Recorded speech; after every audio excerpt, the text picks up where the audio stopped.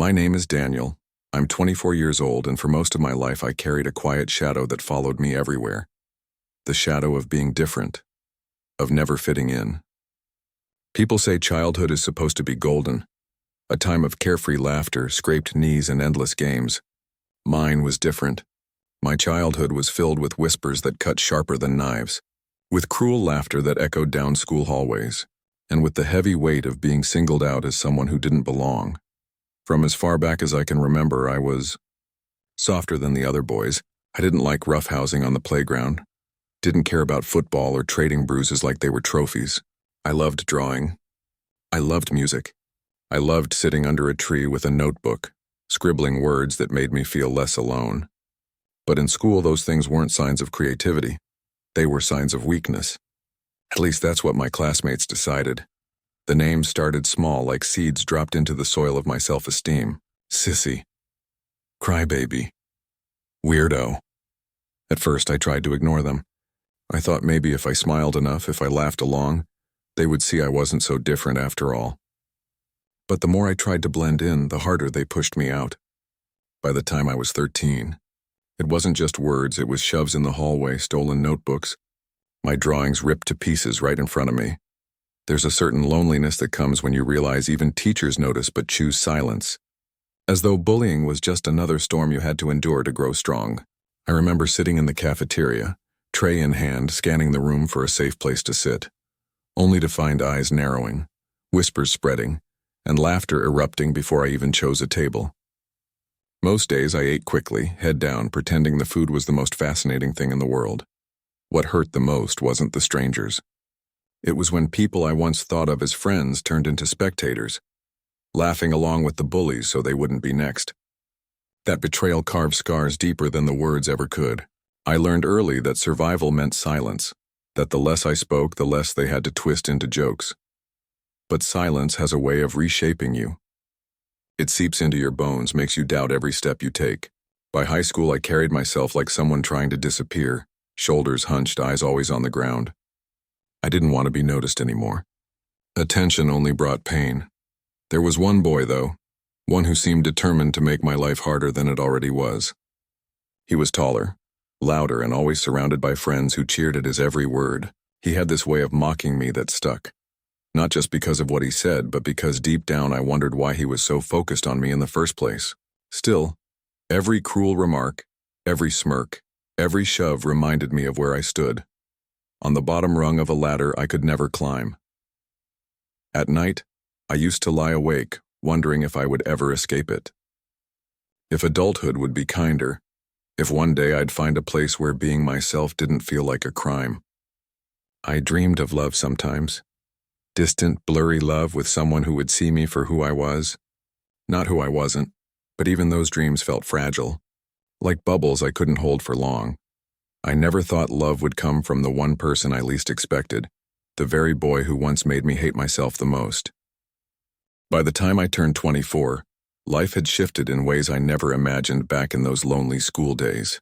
I had graduated college, moved to a new city, and was working as a junior graphic designer at a small but growing firm. The city was loud, messy, and alive in ways that felt foreign but freeing. Here nobody knew the boy I used to be. I could blend into the crowd, redefine myself, breathe without the weight of whispered insults following me. Most days were simple. Wake up, drag myself through work, grab coffee, scroll through my phone until I convinced myself it was time for bed. I wasn't unhappy exactly, but I wasn't thriving either, more like surviving in a quiet routine. That is, until one evening at a local cafe I heard a voice that froze me mid-step. It was deeper than I remembered, rougher in a way that carried maturity, but I knew it instantly. My stomach tightened as though my body remembered before my mind caught up. I turned, coffee cup trembling in my hand, and there he was. Michael. The name alone had been enough to make my heart sink years ago. He was the boy who once seemed to take joy in my misery, the boy whose smirk I'd memorized from across countless classrooms and hallways. But the man standing in front of me now looked different. His hair was shorter, his jaw sharper, his eyes calmer. He wasn't surrounded by a crowd of friends anymore, just standing there alone with a book tucked under his arm. When his gaze met mine, there was a flicker of recognition and then something I never expected. A genuine smile. "Daniel?" he asked as though unsure. My instinct was to bolt, but my feet betrayed me, rooted to the floor. "Yeah," I said quietly, clutching my coffee like a shield. His smile widened. "Wow, it's been years. You look good. Different, but good." The compliment felt like stepping into another universe. Michael, of all people, telling me I looked good? My guard shot up immediately, suspicion crawling through me. I forced a tight smile. "Yeah, it's been a while." We ended up sitting at the same table mostly because he insisted and I didn't have the strength to refuse. He talked easily, filling the silence with stories of what he'd been doing since school. Apparently he'd dropped the wild crowd after graduation, went to college out of state and recently moved back for work. He worked in construction management now, something about rebuilding old structures, and as he spoke, I couldn't help but notice the way his hands moved, the way his voice carried warmth I didn't remember. I stayed quiet, nodding when necessary, still waiting for the punchline. Old habits die hard. Part of me expected him to lean back any moment, smirk, and deliver some cruel jab like old times, but it never came. Instead, his eyes softened whenever they landed on me, like he was studying a memory and finding it didn't quite match the present. At one point, he chuckled, shaking his head. "You know, you've really changed. Back then you were always so quiet, so hidden. Now you seem stronger, more sure of yourself." I nearly laughed at the irony. If only he knew how much of that strength was just practiced armor. But the sincerity in his tone caught me off guard. For the first time, I wondered if he actually meant it. We talked for over an hour, though it felt like minutes.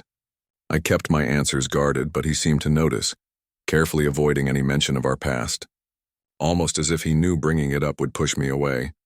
And yet, beneath the surface of casual conversation, there was something else, an unspoken tension that made my chest tighten. His compliments slipped in unexpectedly. "You've got a good eye for style," when I mentioned my design work. "You look healthier now," he said, as if it was a good thing. Each word landed heavier than it should have, stirring something inside me I didn't want to name. When we finally parted ways, he asked for my number. For reasons I couldn't explain, I gave it to him. As I walked back to my apartment, I kept replaying the evening in my head. The way he looked at me, the warmth in his smile, the compliments that lingered, it was confusing, disorienting. He was the last person I ever thought I'd willingly spend time with again. And yet, a small, dangerous part of me was curious. What if people really could change? Michael texted me a few days later, and against my better judgment, I found myself responding. At first, it was simple. "How's your week going?" Or "Want to grab coffee again?" The kind of harmless back and forth anyone might have. But soon his messages stretched longer, filled with little jokes, observations about the city, even small encouragements about my work. It was disarming how normal he seemed. One Friday evening, as the sky shifted into that soft orange glow before night, he asked if I wanted to come over to his apartment. "Nothing big," he promised. "Just hang out, maybe watch a movie. It'll be good to catch up properly." My first instinct was to say no. A dozen memories flared up. His smirk in a school hallway, the sound of his friends laughing as he mocked me. But curiosity had a stronger pull than fear. A part of me wanted to see who he was now, away from the public eye. Against the voice in my head screaming to keep my distance, I typed back, "Sure." His apartment surprised me. I had expected something messy, carelessly thrown together, but instead it was neat, modern, filled with warm light and framed photographs of cityscapes. The air smelled faintly of coffee and something woodsy like cedar. "Make yourself at home," he said with a grin, tossing his keys onto the counter. He wore a plain t-shirt that fit snugly across his chest, jeans that looked comfortable, not flashy. It was strange seeing him like this, domestic, casual. We settled on the couch, a movie playing quietly in the background, though neither of us paid much attention. Conversation came easier than I expected. We laughed about old teachers, about small-town quirks, about how different the world felt now compared to when we were kids. Every so often, I caught him looking at me a moment too long, his eyes softer than they had any right to be. At some point, I shifted on the couch, leaning closer to hear him over the movie. That's when I noticed it. Something firm pressed beneath me as I adjusted, making me pause. I frowned, glancing down. "What's that?" I asked, suspicion edging into my voice. He froze for a second, then chuckled awkwardly. Oh, it's just my wallet. Don't worry about it. A simple answer, but the way he said it, the quickness, the way his eyes flickered away, made something stir in me. A memory of the way he used to carry himself, all bravado and straight boy confidence. But now I wasn't so sure. I tried to brush it off, but my mind wouldn't let go. Wallets didn't usually feel like that. My heartbeat quickened, an uneasy mix of suspicion and curiosity weaving through me. Later, when the credits rolled and silence stretched between us, I felt his hand shift. Slowly, almost cautiously, he rested it on my waist. Not rough or teasing like he might have back in school, but tentative, as if testing boundaries. I stiffened immediately. "Michael," I started, unsure whether it was a warning or a plea. He didn't pull away. Instead, he tilted his head slightly, eyes searching mine. "Why don't you have much hair on your body?" he asked quietly, as though it was the most natural question in the world. The room seemed to still around us. His words caught me off guard, not because of what he asked, but because of how intimate it felt. He had noticed me, my body, the details I usually hid beneath clothes and silence. No one had ever asked me something like that before, not with such directness. I laughed nervously, trying to deflect. "That's a weird question." He shrugged, his hand still warm against my waist. "I just noticed. You've always been different. Not in a bad way." His voice softened on those last words, as if he knew the weight they carried.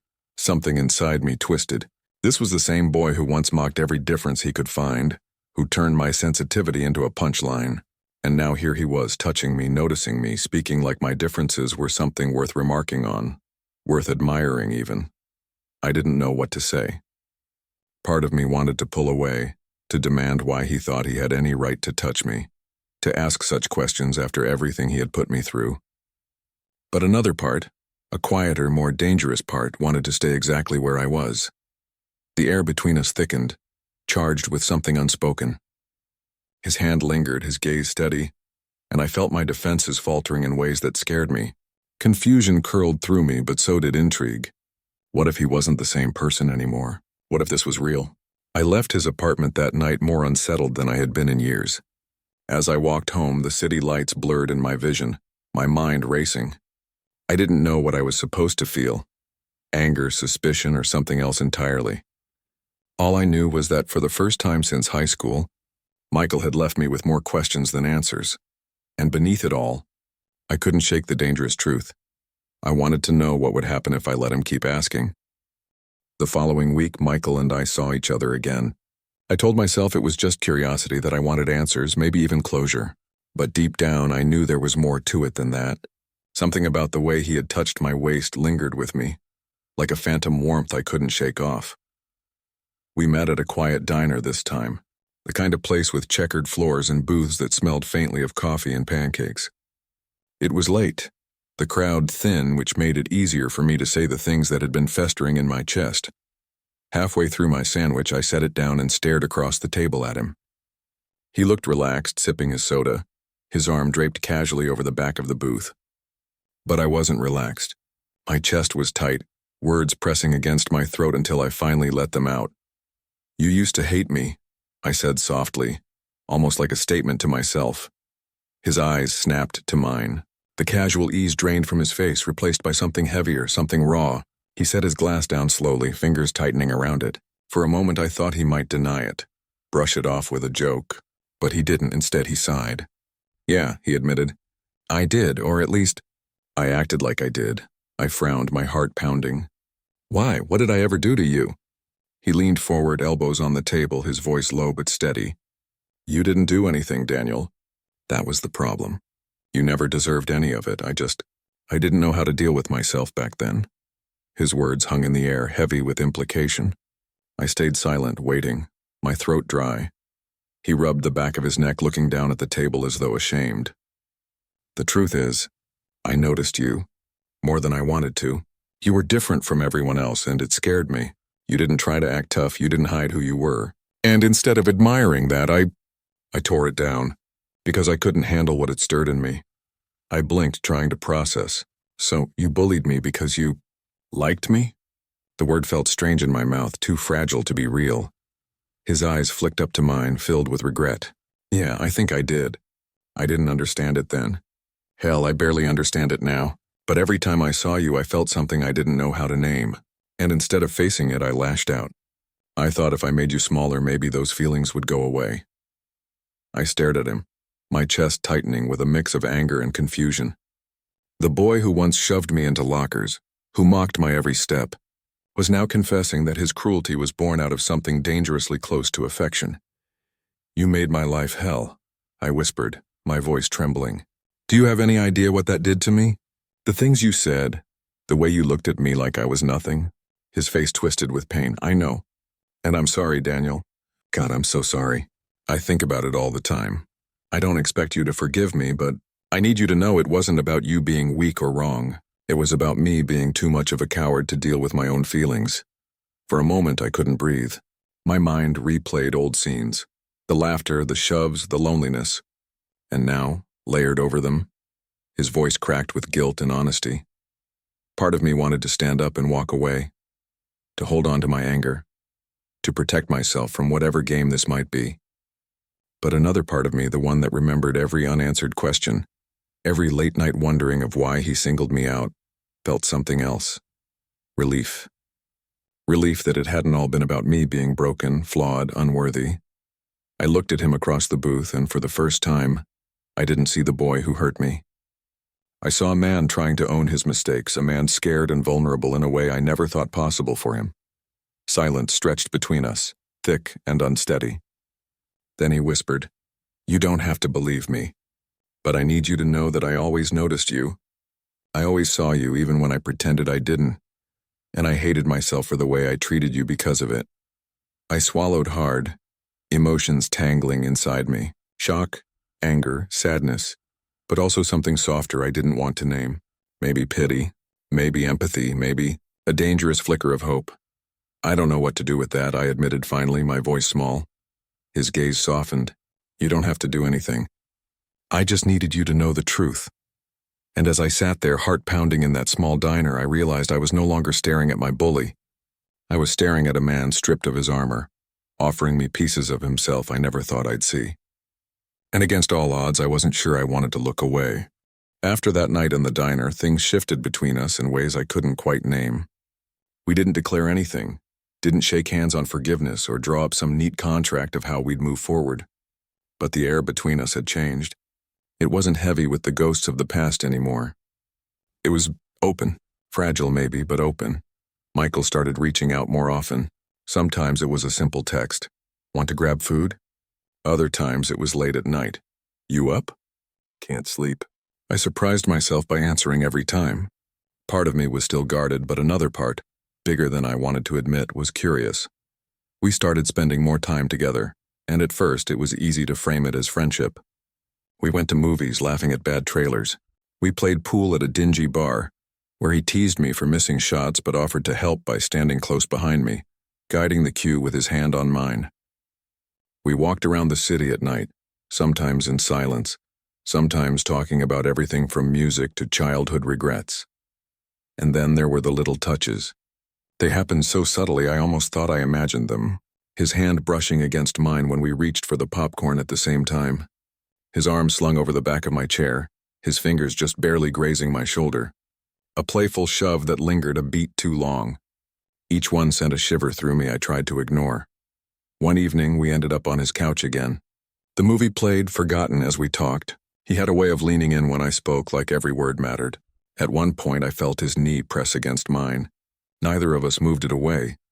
I tried to act normal, but inside my chest was a battlefield. Old wounds screamed at me. This is the same boy who once made you cry, who made you afraid to walk down hallways. And yet here he was, softer, kinder, making me feel seen in a way I hadn't before. Attraction pulsed through me, undeniable and terrifying. Do you ever think about back then? I asked suddenly, my voice barely above a whisper. He hesitated, his eyes flicking to mine. Every day, he said. I wish I could go back and change it. I wish I could have been different. His honesty cut through me, sharper than any insult ever had. I swallowed hard, my throat tight. You can't change the past. I know, he said. Then his voice dropped lower, almost hesitant. But maybe I can change what comes next. Something charged hung between us after that, a current buzzing in the quiet room. His gaze lingered on me, his lips parting slightly as if he was about to say something else, something big. My heart pounded. I waited, breath held, certain he was about to confess. But then he looked away, shaking his head with a small, frustrated laugh. "Never mind," he muttered. I wanted to push, to demand what he meant, but fear held me back. Maybe I wasn't ready to hear it. Maybe I was afraid of how much I wanted to. Later that night, when he walked me to the door, he reached out and touched my shoulder lightly. "I'm glad we're doing this," he said. "Doing what?" I asked, talking, spending time together, making up for lost years, I guess. I nodded, forcing a smile, though inside his words tore me in two. Was that all this was? Making up for lost years? Or was it something more, something neither of us dared say out loud? That question haunted me for days. We kept seeing each other, slipping into a rhythm that felt almost natural. Yet every time his hand brushed mine, every time his laugh rang out close to my ear, I felt that same gnawing conflict. I'd catch myself staring at him too long, tracing the shape of his smile, the way his eyes crinkled when he laughed. And then I'd remember high school hallways, cruel words, tears I fought to hide. Am I falling for someone who once made me cry? The thought looped endlessly, filling me with both dread and something that felt dangerously like hope.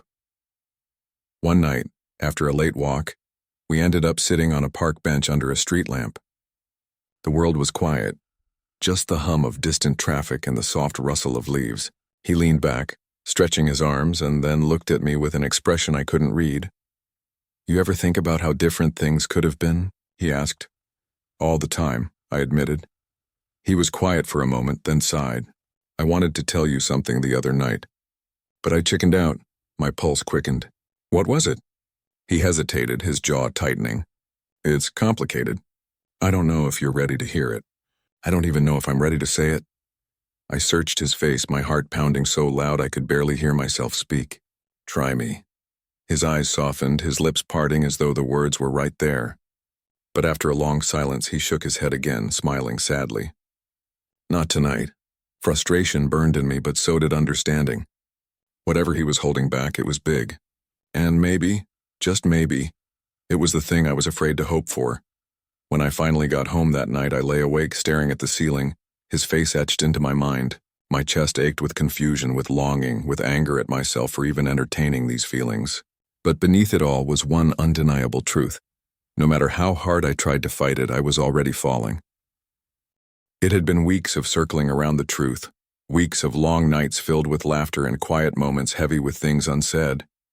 I had grown used to Michael's presence, to the way he filled spaces with his warmth, to the little touches that kept me awake at night. But I couldn't shake the weight of the past. No matter how much I wanted to, I couldn't pretend it never happened.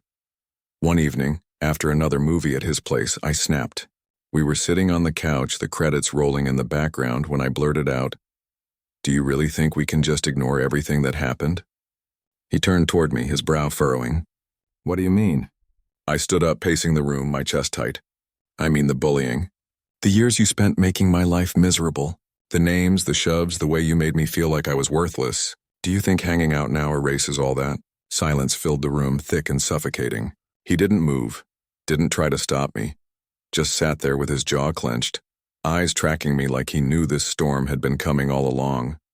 "Do you know how many nights I cried myself to sleep because of you?" My voice cracked, but I pushed on. "Do you know how small you made me feel? I used to dread waking up in the morning, knowing I'd have to face you again. You broke something in me, Michael. And now you're just here, acting like we're friends, like none of it matters." I expected him to fight back, to defend himself, but instead he lowered his gaze, his hands clasped tightly in his lap. "I know," he said quietly. "I know what I did, and I hate myself for it." That wasn't enough. My anger burned hotter. "Hating yourself doesn't undo what you did to me." "I know it doesn't," he said, his voice shaking now. He looked up and his eyes glistened. "Daniel, I was a coward. I was confused and angry at myself, and I took it out on you because you were everything I wanted to be and everything I wanted, and I couldn't face it. So I destroyed it instead." The room tilted, my breath catching. His words landed like a blow, knocking the air out of me. "I hated myself for wanting you," he whispered. I didn't understand it. I grew up thinking it was wrong, that I was wrong. And then there you were, soft, kind, different. You made me feel things I didn't know how to deal with, so I lashed out. Every insult, every shove, it wasn't about you being weak. It was about me being terrified of what I felt. Tears blurred my vision, anger and grief colliding in my chest. So you ruined my life because you couldn't deal with your feelings? I choked out, his face crumpled. Yes, and I'll never forgive myself for it. But I want you to know, Daniel, I see you now. I see what I should have seen back then. And I swear to you I will never hurt you again. The room fell into silence, broken only by the sound of my uneven breathing. My body shook, every muscle taut with years of bottled pain finally spilling out. And yet beneath the anger there was something else, a flicker of understanding. His confession didn't erase the past, but it explained it in a way that made the pieces fit, even if the picture they formed was messy. I sank back onto the couch, my head in my hands. Tears slipped through my fingers, hot and relentless. You don't know how much I wanted to hear that, I whispered. I felt the couch dip beside me. His hand hovered for a moment before gently resting on mine. I'm sorry, he said again, his voice breaking. I'm so sorry I didn't pull away. For the first time, I let him sit with me in my pain. We stayed like that for what felt like hours. Me crying, him silent but steady, his hand warm against mine. Eventually, I lifted my head. His eyes were wet too, his expression raw and open in a way I'd never seen before. Without thinking, I reached up and touched his face, my thumb brushing away a tear. He leaned into the touch like it was something he'd been waiting for his whole life. Our foreheads pressed together, breaths mingling.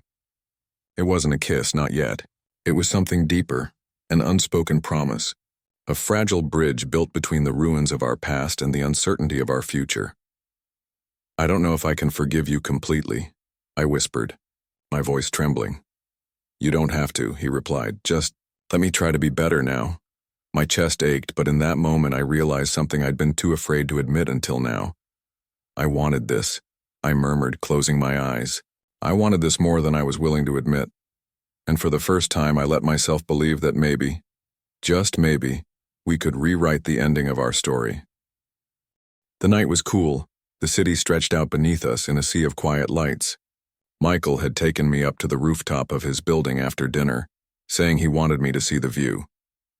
The air smelled faintly of rain, the breeze brushing against my face, and for once, the silence between us wasn't heavy. It was expectant. We leaned against the railing side by side, our shoulders almost touching. I could feel his warmth even through the small space between us, a steady hum beneath my skin. I'm glad you came tonight, he said softly. His voice carried differently under the stars, stripped of its usual confidence.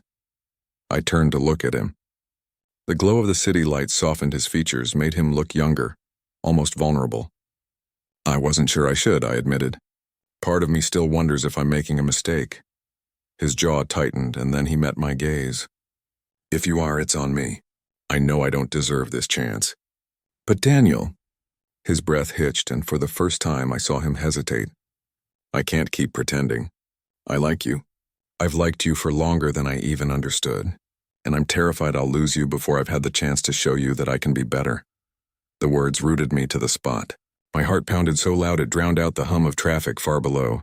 I should have been angry still, or cautious at least, but instead I felt something else. Relief. Because hearing him say it out loud made me realize how badly I'd been waiting. I swallowed hard, my throat dry. Do you know how confusing this is for me? You were the person I hated most, the one who made me believe I wasn't worth anything. And now you're telling me you like me. He flinched, but he didn't look away. I know it doesn't make sense. I wouldn't believe it either if I were you. But it's the truth. The wind tugged at my hair, cool against my skin.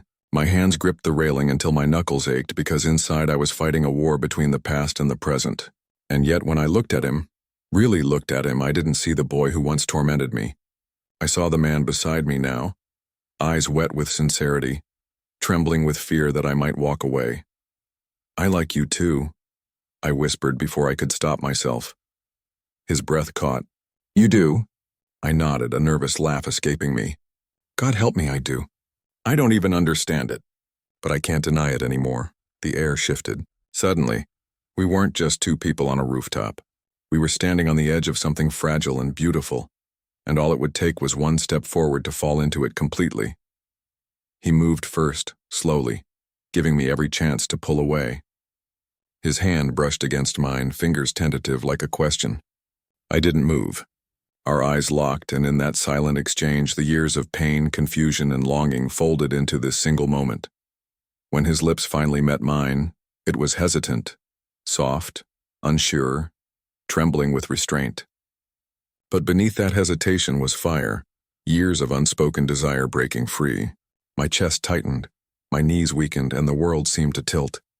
His mouth was warm, gentle at first, then deepening as I leaned in, as if something inside me had been unlocked. My hands found their way to his chest, feeling the rapid beat of his heart. His fingers slid against my jaw, tilting my face toward him with a tenderness I never imagined he was capable of. It wasn't just a kiss. It was release. It was forgiveness, confession, hope, all tangled together in the space between us. When we finally broke apart, our foreheads rested together, both of us breathless. I laughed softly, half in disbelief. I can't believe this is happening. He smiled, small but real. Neither can I, but I don't want it to end. And standing there under the stars, lips still tingling, I knew this was the true beginning. Whatever came next, whatever obstacles lay ahead, we had crossed a line we could never uncross. For the first time in years, I felt whole. The days after our kiss felt like waking up in a new world. Everything looked the same streets, the same coffee shops, the same rooftop skyline. But I wasn't the same. I carried a secret warmth with me now. A fire kindled by the touch of his lips.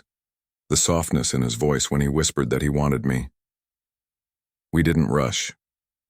We didn't declare anything official. Instead, we let it unfold slowly, almost shyly, like a flower learning to bloom in sunlight it never thought it deserved. One evening, he came over to my apartment with a bag of groceries slung over his shoulder. I thought maybe we could cook together, he said, grinning like a kid who'd brought home a surprise. I laughed, shaking my head. Do you even know how to cook? Not really, he admitted, but I figured you could teach me. The kitchen filled with laughter, clumsy hands, and flour scattered across the counter.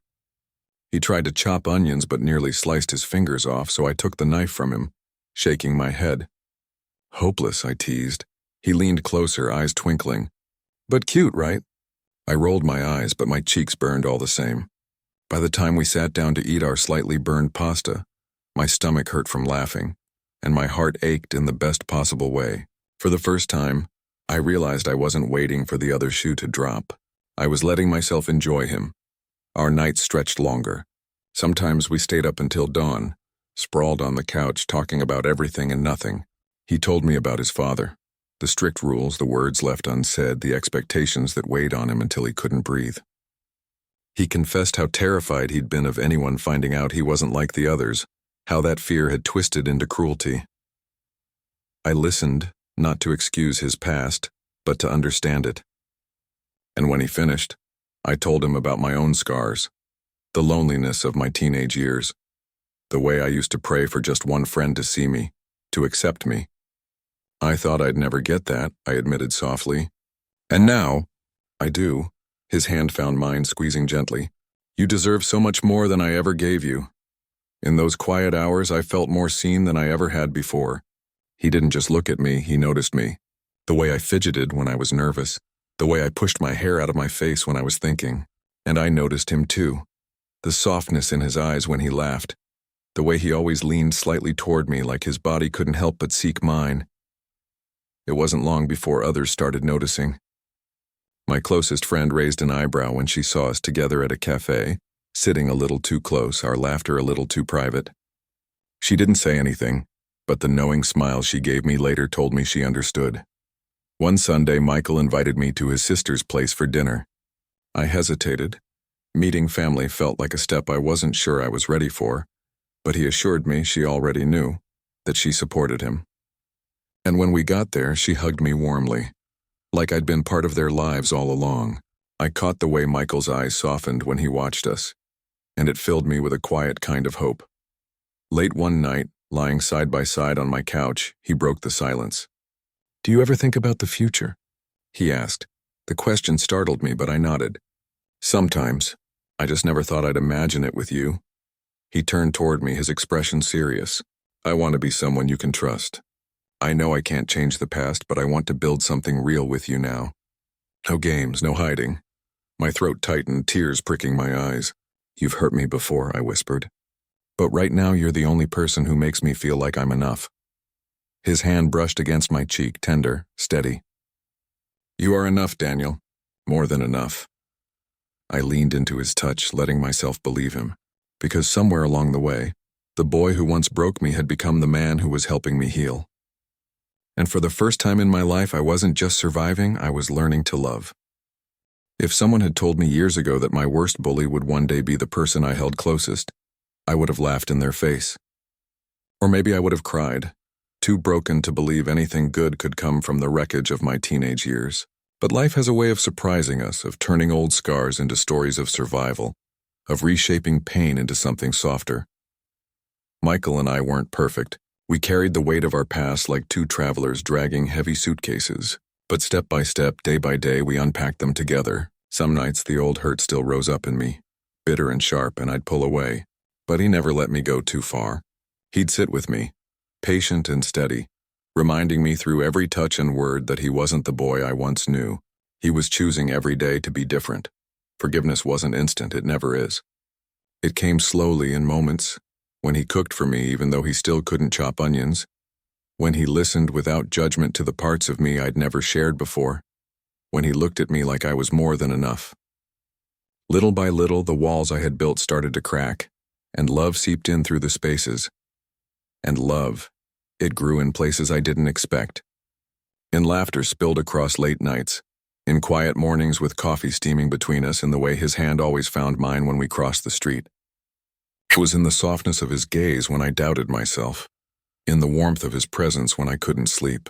It was in the way we learned to breathe together, even after years of breathing against each other. One evening, months after that first kiss, we were walking through the city streets. It was dusk, the sky painted in hues of pink and orange, the world busy and alive around us. For the first time, I didn't care who saw us. His hand slipped into mine, fingers intertwining like it was the most natural thing in the world. And this time I didn't pull away. I held on. We walked like that. Two men who had once been enemies, now bound by something neither of us could have imagined. People passed by, some glancing at us, some not noticing at all. But none of it mattered. What mattered was the steady grip of his hand, the quiet strength in his smile, the feeling of being seen and loved exactly as I was. I glanced at him, and he caught my eye, his grin widening. "What?" he asked, squeezing my hand. I shook my head, smiling back. "Nothing, just, I never thought I'd get here." He leaned closer, his voice low but certain. "We're here now. That's what matters," and he was right. For so long I'd let my past define me. The bullied kid, the lonely boy, the one who never quite fit. But standing there with him, I realized I wasn't that boy anymore. I was someone who had endured, who had grown, who had learned that even the most painful stories can find healing. Our story wasn't about erasing what had happened. It was about rewriting what came after. It was about finding love where I least expected it, and learning that forgiveness doesn't mean forgetting. It means choosing to move forward, hand in hand, stronger together. As we walked down that street, the fading light wrapping around us like a promise, I felt something I hadn't felt in years: freedom. The past no longer held me captive. The boy I once was had finally found peace, and the man I was becoming had found love. And maybe that was the greatest lesson of all: that healing is possible, that love can bloom in the most unlikely places, and that sometimes the people who once broke us can also help us put the pieces back together. For the first time, I wasn't afraid of what tomorrow might bring, because whatever came, I knew I wouldn't be facing it alone.